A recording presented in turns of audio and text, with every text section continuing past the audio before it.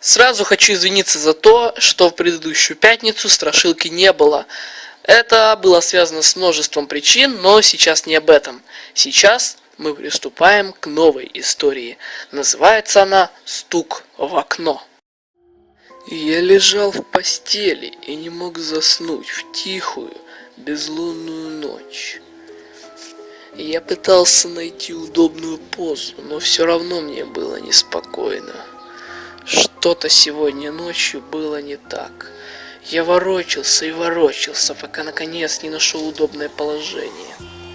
Я закрыл глаза, но не почувствовал большой разницы. В комнате все равно слишком темно, чтобы что-то увидеть. Короче, полночи я так пытался заснуть, но, перевернувшись на другой бок, через несколько минут я услышал стук в окно. Сначала я подумал, что мне это послышалось, но через пару секунд стук повторился. Я попытался на секунду слегка приоткрыть глаза, и тут я обомлел. Из окна на меня смотрело нечто.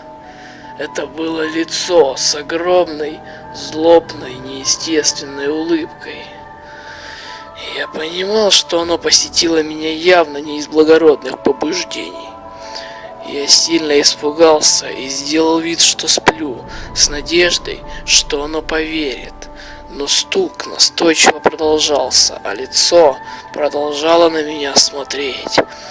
Это могло длиться вечно, но существо произнесло фразу, от которой у меня мурашки по спине пошли.